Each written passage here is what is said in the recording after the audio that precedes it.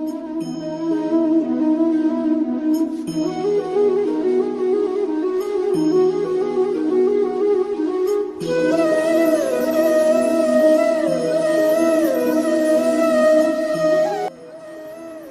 कृष्णा।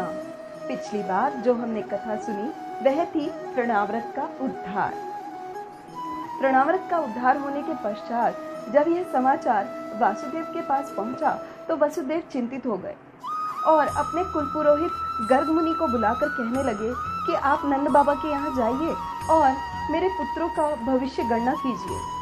तभी के तभी गर्ग मुनि नंद बाबा के यहाँ पहुँच गए। गर्ग मुनि को देखकर सभी के सभी अपने आसन से खड़े हो गए और गर्ग मुनि को आसन देकर बैठने के लिए प्रार्थना की। गर्ग मुनि वहां बैठे और नंद बाबा ने उनसे पूछा कि आप यहाँ हमारे गृहस्थों के यहाँ कैसे आ गए। तब गर्ग मुनि ने बताया कि मुझे वसुदेव जी ने भेजा है। वसुदेव जी ने कहा कि आप आपके पुत्रों का नामकरण करके आइए। गर्ग मुनि की बात सुनकर वे बहुत ही प्रसन्न हो गए। तभी नंद महाराज कहने लगे कि हमारे अहोभाग्य है कि आप हमारे यहाँ पधारे हैं। अब मैं इन दोनों बालकों को आपको सौंपता हूँ, आप इनका नामकरण कीजिए। तब गर्ग मुनि कहने लगे ये दोनों ही वासुदेव के पुत्र हैं और ज्योतिष गणना के अनुसार देवकी के यहाँ पुत्री नहीं होनी चाहिए थी और यशोदा के यहाँ पुत्री होनी चाहिए थी। ऐसा गर्ग मुनि ने इसलिए किया ताकि नंद बाबा सत्य से अवगत हो पाए। परंतु कुछ ही देर में गर्ग मुनि ने अपनी बात पलट दी और कहने लगे कि यदि मैं इन दोनों बालकों का नामकरण करवाऊंगा तो कंस ये समझ जाएगा कि ये दोनों पुत्र वसुदेव के हैं। इसलिए इनका नामकरण यदि किया जाएगा तो इसके लिए कोई उत्सव ना मनाया जाए। तो आप इन दोनों बालकों को गौशाला में ले आइए और मैं इनका नामकरण करवाता हूँ। दोनों बालकों को स्नान करवाकर गौशाला में ले जाया गया। तभी गर्ग मुनि ने जो रोहिणी के पुत्र थे उनका नामकरण किया। उन्होंने कहा यह भविष्य में जाकर बहुत ही बलवान, बहुत ही शक्तिशाली बालक बनेगा, इसलिए इसका नाम रखेंगे बलराम।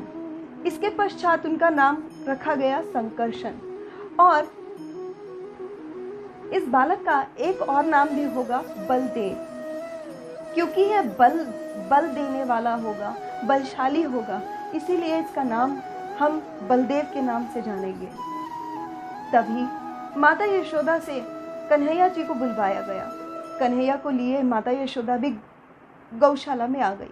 गौशाला में गर्ग मुनि ने जब नन्हे कृष्ण को देखा तो वह उन्हें देखते ही रह गए। कुछ देर के पश्चात उन्होंने उस बालक के बारे में कहा कि यह कई युगों में कई बार नए नए शरीर धारण कर चुके हैं। वसुदेव का पुत्र होने के कारण इसका एक नाम वासुदेव भी होगा और इसका दूसरा नाम कृष्ण होगा, यानी सबसे सुंदर। भगवान श्री कृष्ण स्वयं भी सुंदर हैं और उनका नाम भी सुंदर है। इसी प्रकार से गर्ग मुनि ने बताया कि आगे चलकर नन्हे कृष्ण का नाम गिरधारी भी होगा, क्योंकि वह गिरिराज जी को उठाएंगे।